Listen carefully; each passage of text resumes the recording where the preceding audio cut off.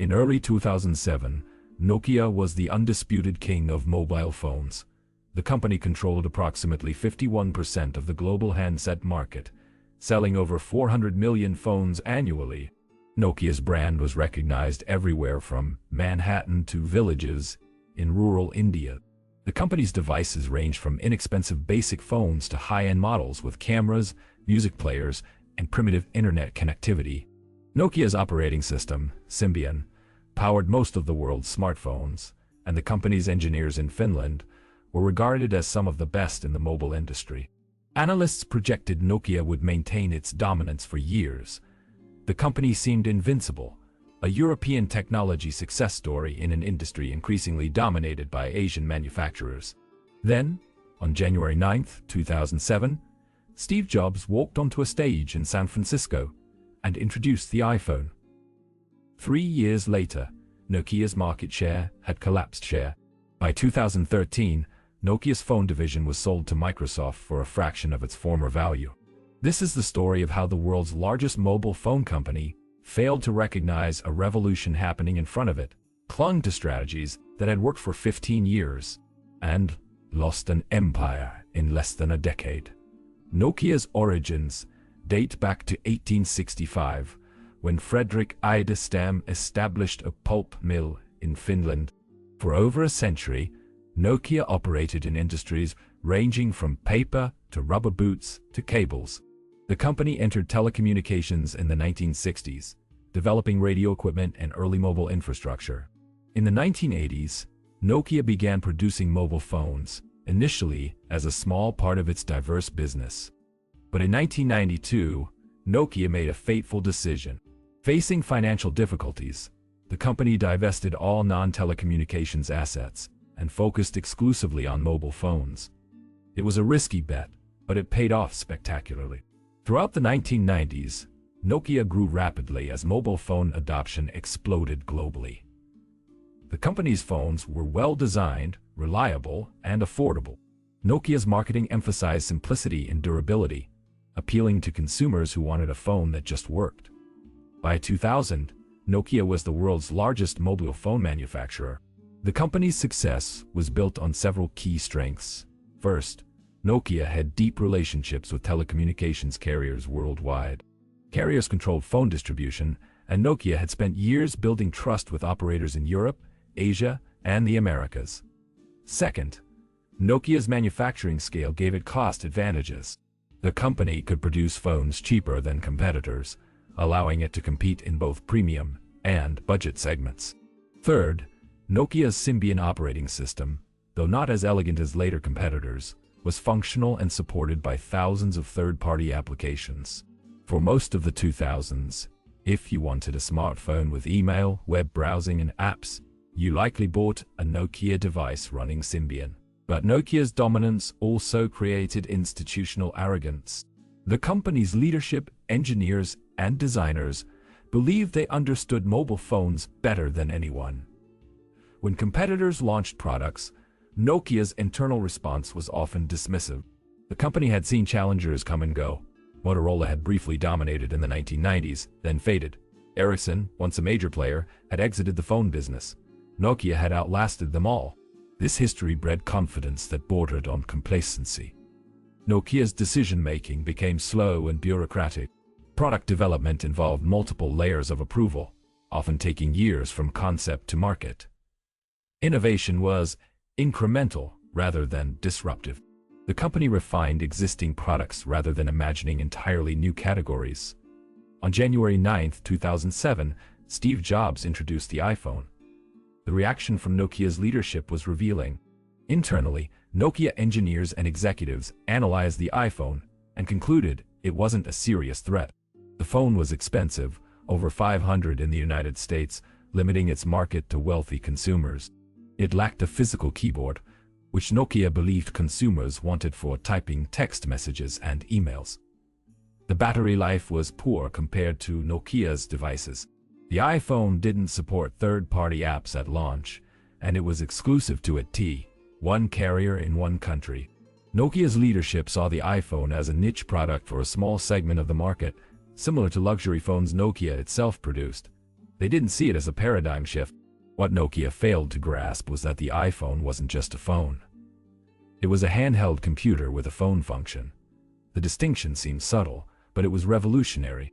Nokia's phones were designed around making calls and sending texts, with additional features like cameras and music players added on. The iPhone was designed as a computing device from the ground up, with telephony as one application among many. The interface was entirely touch-based, the screen large and responsive. Apple's iOS operating system was built on a Unix foundation, far more powerful and flexible than Symbian. Most critically, the iPhone was designed to be an internet device.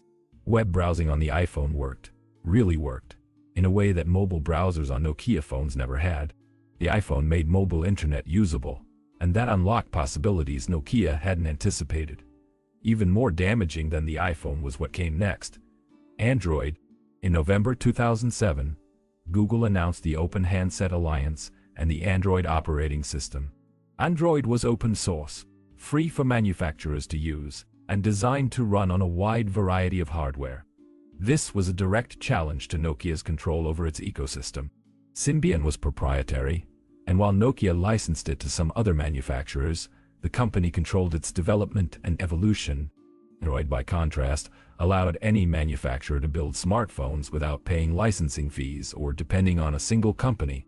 Google's strategy was clear: give away the operating system, encourage rapid innovation, and dominate mobile internet traffic, where Google made its money through search and advertising.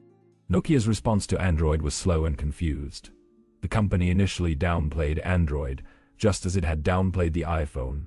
Nokia believed its control over hardware and software gave it advantages that open-source competitors couldn't match. But this missed the point. Android's openness meant dozens of manufacturers could experiment, innovate, and compete, accelerating the pace of development far beyond what any single company could achieve alone. By 2009, Android phones from HTC, Motorola, and Samsung were appearing in markets worldwide, offering touchscreens, app stores, and competitive prices. Nokia's Symbian devices, by contrast, still relied heavily on physical keyboards, smaller screens, and user interfaces that felt increasingly outdated. Internally, Nokia was paralyzed by its own structure. The company had multiple divisions working on different operating systems and device lines, often competing with each other rather than collaborating. Symbian was developed by one team, but Nokia was also investing in MeeGo, a new Linux-based operating system created in partnership with Intel. Different divisions within Nokia pushed for different strategies. Some engineers wanted to abandon Symbian and move aggressively to MeeGo, or even adopt Android. Others argued that Symbian was Nokia's competitive advantage and should be defended. Management struggled to choose a direction, and the result was paralysis. While Apple and Google moved quickly, Nokia debated.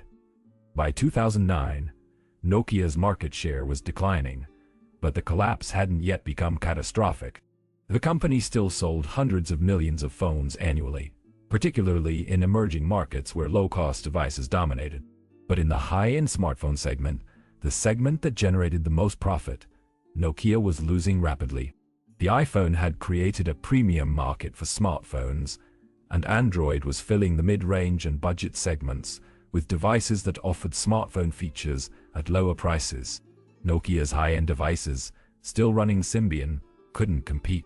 The user experience was clunky, the app ecosystem was shrinking as developers focused on iOS and Android, and Nokia's brand, once synonymous with innovation, was starting to feel outdated. In 2010, Nokia's leadership changed. Olli-Pekka Kalasvuo, the CEO who had overseen Nokia's initial response to the iPhone and Android, was replaced by Stephen Elop, a former Microsoft executive. Elop's appointment was controversial. He was the first non-Finnish CEO of Nokia, and his background at Microsoft raised questions about whether he truly understood Nokia's culture and strengths. But the board believed Nokia needed an outsider to break the company's internal inertia and make the radical decisions necessary for survival. Elop's task was clear: stop Nokia's decline and restore the company's position in the smartphone market. What he did instead would hasten Nokia's collapse. On February 11, 2011, Elope sent an internal memo to Nokia employees that was immediately leaked to the press. The memo, later called the Burning Platform Memo, was a brutal assessment of Nokia's situation. Elope compared Nokia to a man standing on a burning oil platform with flames closing in her. The memo acknowledged that Nokia had been too slow to respond to the iPhone and Android, that Symbian was losing to competitors, and that the company was in crisis. The memo was meant to rally employees around the need for urgent change. Instead, it had the opposite effect. Publicly describing your company as a burning platform destroys confidence among consumers, partners, and investors. Carriers and retailers, reading the memo, began reducing their orders of Nokia devices, anticipating that the company's products were about to be discontinued. Consumers considering Nokia phones decided to wait or buy competitors' products instead. The memo, intended to inspire urgency, created panic. Days later, Elope announced Nokia's new strategies. The company would abandon Symbian and MeeGo, the operating systems it had spent years developing. Instead, Nokia would adopt Windows Phone, Microsoft's mobile operating system, as its primary platform. Nokia would become the lead manufacturer of Windows Phone devices, partnering closely with Microsoft to build an ecosystem that could compete with Apple and Google. The announcement stunned the industry. Windows Phone had less than 5% market share at the time, and most manufacturers were focusing on Android. Nokia was betting its future on a platform that had already failed to gain traction, abandoning its own operating systems in the process. The rationale behind the decision was complex. Elope believed that competing on Android would turn Nokia into just another hardware manufacturer, with no differentiation from Samsung, HTC, or dozens of Chinese competitors. Android's openness meant low margins and intense competition. Windows Phone, by contrast, offered exclusivity. Microsoft was willing to invest heavily to support Nokia, providing financial incentives, marketing support, and deep collaboration on product developments. Elope believed that partnering with Microsoft would give Nokia a unique position in the market, offering a true alternative to iOS and Android. In theory, the strategy had logic.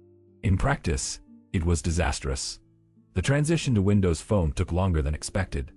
Nokia's first Windows Phone devices didn't launch until late 2011, nearly a year after the announcements. In the intervening months, Nokia's sales collapsed. Consumers and carriers, knowing Nokia was abandoning Symbian, stopped buying Nokia's existing phones. The company had created a gap where it had no competitive products to sell. When the first Windows Phone devices finally launched, they were well designed and received positive reviews from critics who praised the hardware quality and Windows Phone's unique interface. But consumers didn't buy them. The Windows Phone app ecosystem was far behind iOS and Android. Popular apps like Instagram, Snapchat, and many banking and retail apps weren't available on Windows Phone. For consumers, apps were becoming the primary reason to own a smartphone, and Windows Phone simply didn't have them. By 2012, Nokia's financial situation was dire. The company reported massive losses, laid off thousands of employees, and closed manufacturing facilities. Market share, which had been over 50% in 2007, had fallen to under 20% globally and was declining rapidly in the smartphone segment specifically. Nokia's stock price, which had traded at over €30 per share in 2007, fell below €2. The company that had defined mobile phones for a generation was in freefall. Analysts debated what had gone wrong. Some blamed Elope's decision to adopt Windows Phone. Others argued Nokia's problems predated Elope, pointing to the company's slow response to the iPhone and Android under previous leadership. Still others suggested the problem was cultural, that Nokia's Finnish engineering culture valued perfection over speed, leading to products that arrived too late to matter. In September 2013, Microsoft announced it would acquire Nokia's phone division for approximately $7.2 billion. This was a fraction of Nokia's value just years earlier. The acquisition made a certain kind of sense for Microsoft. The company wanted to compete in mobile, and owning Nokia gave it control over hardware and software, similar to Apple's integrated model. For Nokia, the sale was an admission of defeat. The company retained its network infrastructure and mapping businesses, which were profitable, but exited the mobile phone business it had dominated for over a decade. Stephen Elop, the CEO who had led Nokia into the Microsoft partnership, rejoined Microsoft as part of the acquisition, fueling conspiracy theories that he had always intended to sell Nokia to his former employer. The Microsoft-Nokia integration failed. Windows Phone never gained significant market share. Developers continued ignoring the platform, consumers bought iPhones and Android devices, and carriers gave Windows Phone minimal shelf space. By 2015, Microsoft wrote off nearly the entire value of the Nokia acquisition, effectively admitting it had been a mistake. In 2016, Microsoft sold what remained of Nokia's phone business to Foxconn and HMD Global for a fraction of what it had paid. Nokia's brand eventually returned to the phone market under HMD Global, which licensed the Nokia name and produced Android phones. But these were Nokia phones in name only, with no connection to the company that had once dominated the industry. What went wrong? Nokia's collapse was not the result of a single mistake, but a series of failures compounded over years. The first failure was strategic. Nokia dismissed the iPhone and Android as niche products rather than recognizing them as fundamental shifts in what a mobile phone could be. The company's leadership believed consumers wanted better versions of existing phones, when what the market actually wanted was a new category of device entirely. This blindness to disruptive innovation is the common failure mode for dominant companies. Success breeds confidence in existing strategies, making it difficult to recognize when the game has changed. The second failure was organizational. Nokia's internal structure was slow and bureaucratic, unable to respond quickly to competitive threats. The company had multiple divisions working on competing operating systems and products, leading to fragmented efforts and internal conflicts. While Apple could make decisions quickly because Steve Jobs had centralized authority, Nokia's decisions required consensus across divisions and geographies, slowing innovation to a crawl. By the time Nokia decided on a strategy, competitors had already moved on to the next generation of products. The third failure was technical. Symbian, Nokia's operating system, was built for an earlier generation of phones. It was optimized for devices with physical keyboards, small screens, and limited computing power. Adapting Symbian to the touchscreen, app-centric paradigm that the iPhone introduced required a complete rewrite, which Nokia attempted but never successfully completed. MeeGo, the Linux-based alternative Nokia was developing, arrived too late and was abandoned before it could prove itself.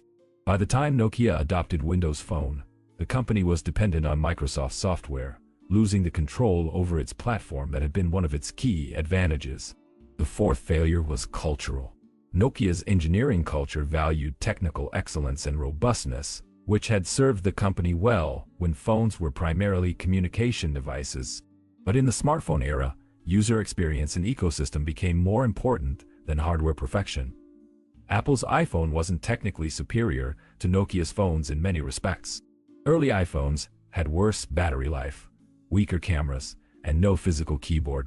But the user experience, the smoothness of the interface, the quality of the apps, and the integration with iTunes made the iPhone desirable in ways Nokia's phones weren't. Nokia's engineers struggled to prioritize user experience over technical specifications, and the company paid for it. The fifth failure was market positioning. Nokia tried to compete across the entire market, from ultra-low-cost phones sold in developing countries to high-end smartphones.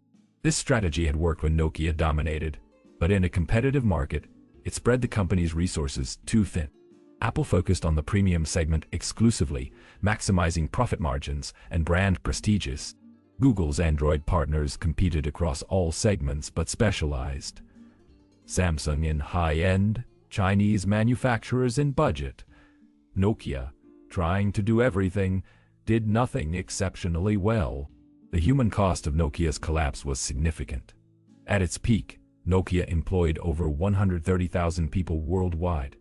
By 2013, tens of thousands had been laid off. In Finland, where Nokia was a source of national pride and economic importance, the company's decline devastated communities. Entire towns had been built around Nokia facilities, and when the company shut down factories, local economies collapsed. The engineers and designers who had built Nokia's empire scattered, some joining competitors, others leaving the mobile industry entirely. The psychological impact was profound.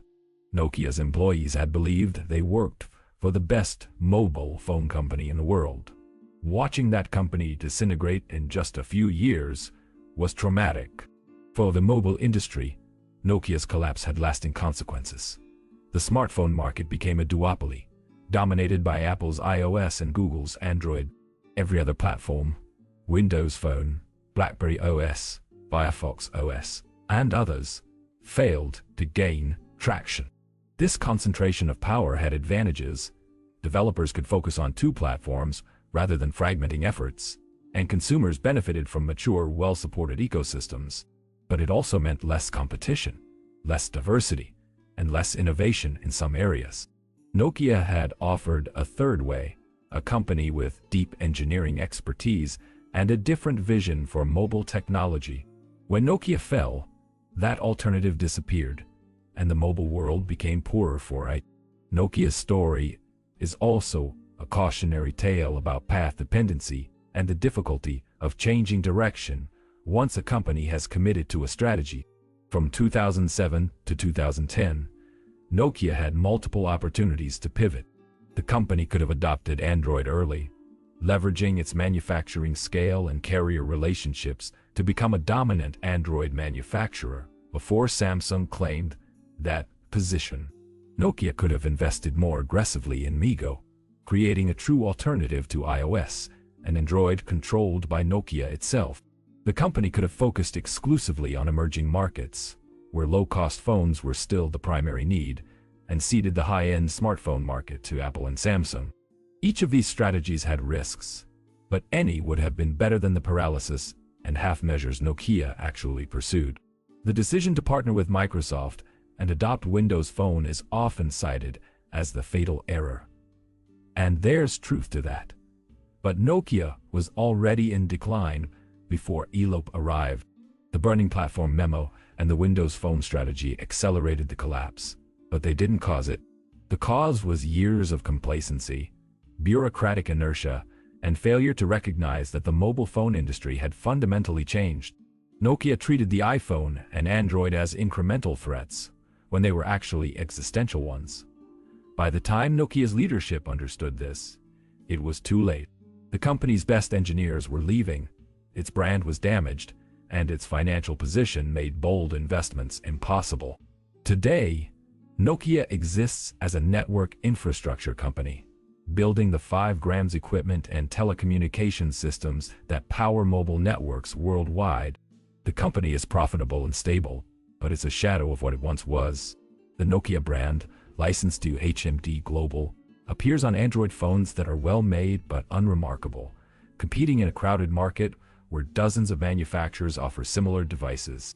The Nokia that once defined mobile phones, that sold 400 million devices a year and controlled half the global market, is gone. It collapsed not because its products were terrible, but because the world changed and Nokia didn't change fast enough. The lessons from Nokia's collapse are clear. Dominance is temporary. What works today may not work tomorrow. Companies must be willing to disrupt themselves before competitors do. Organizational structure matters as much as strategy. Speed and decisiveness beat perfection and consensus in fast-moving markets. And perhaps most importantly, success can blind you to the changes happening around you. Nokia believed its experience, scale, and engineering expertise made it invincible. In 2007, that belief seemed reasonable. By 2013, it was obviously false. The only question is whether other dominant companies today, companies that seem as invincible as Nokia once did, are making the same mistake. Now tell me, did you own a Nokia phone? Do you remember when they seemed unstoppable? Leave your thoughts in the comments and suggest other companies you'd like us to analyze. Don't forget to like this video and subscribe to support our work uncovering the rise and fall of business empires.